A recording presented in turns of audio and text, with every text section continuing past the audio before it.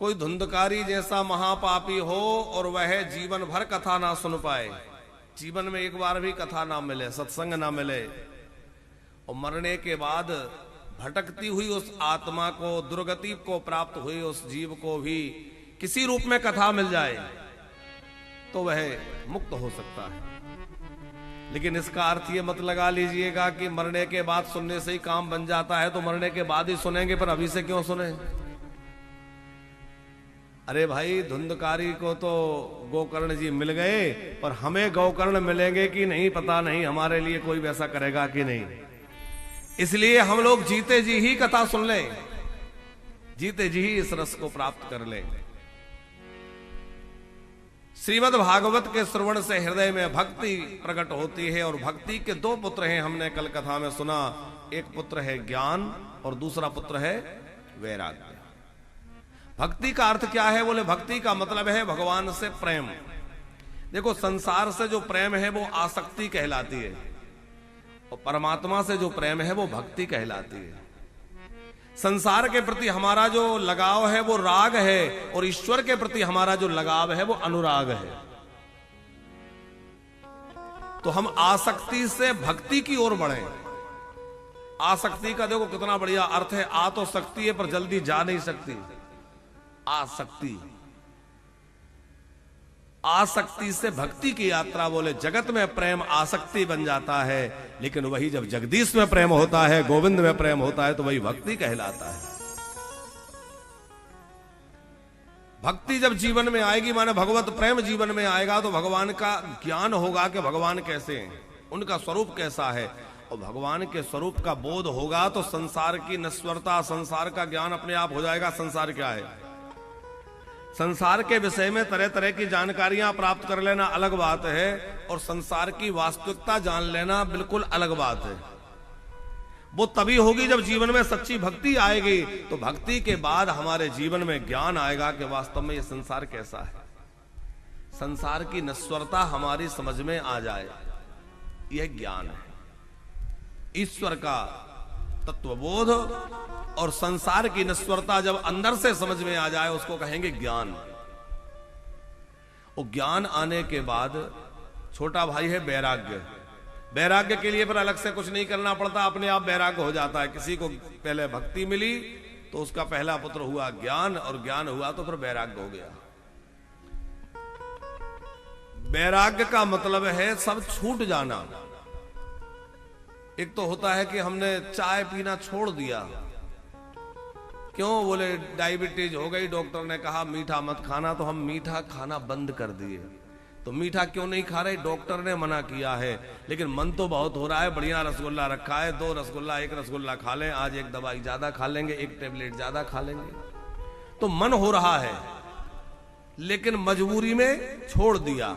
वो वैराग्य नहीं है। वैराग्य क्या है? बोले रखा रहे, पर हमारा ध्यान भी उधर ना जाए, हमें बिल्कुल भी उसमें कोई मोह ममता ना रहे, और हमारा कोई आकर्षण उधर ना हो, वो वैराग्य है। त्याग और वैराग्य दोनों बहुत अलग हैं। मन तो हो रहा है लेकिन नहीं खा रहे हैं, वो त्याग है। लेकिन मन ही ना हो, पूरी तरह से मन वहां से हट जाए, वो वैराग्य है। वैराग्य भी कई तरह से है। शास्त्रों में 4 तरह के वैराग्य की चर्चा आई है।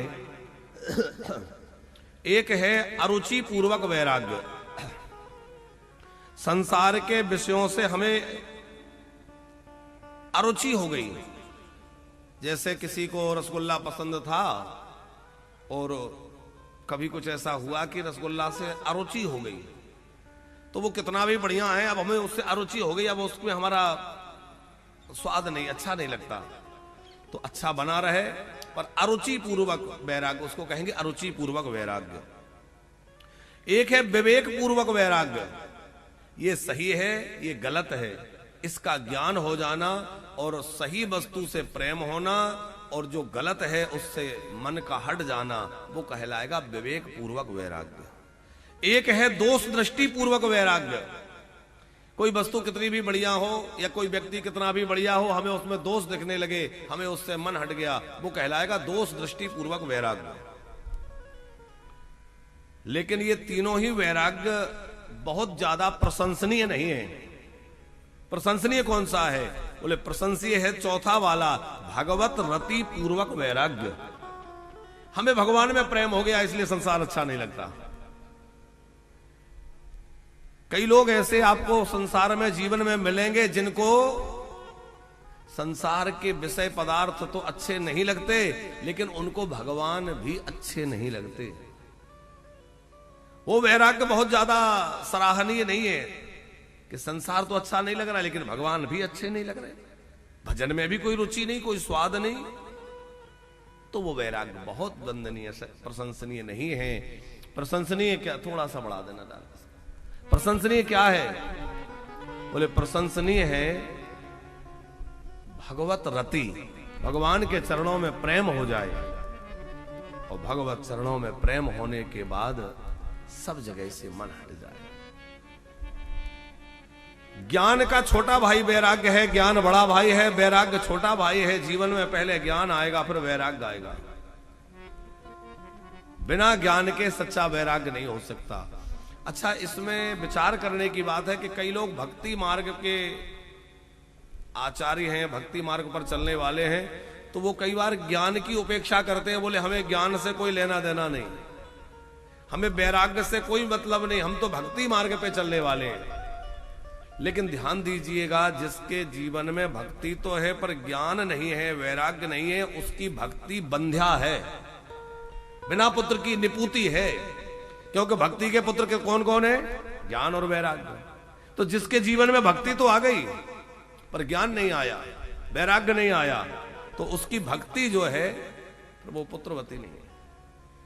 अब कोई कहे हमें भक्ति से कोई लेना देना नहीं, हम तो ज्ञान मार्ग पे चलने वाले हैं, तो बिना भक्ति के ज्ञान, सही वास्तविक ज्ञान संभव नहीं है, क्योंकि मां के बिना बेटा कैसे होगा, और बिना ज्ञान के वैराग्य संभव नहीं है।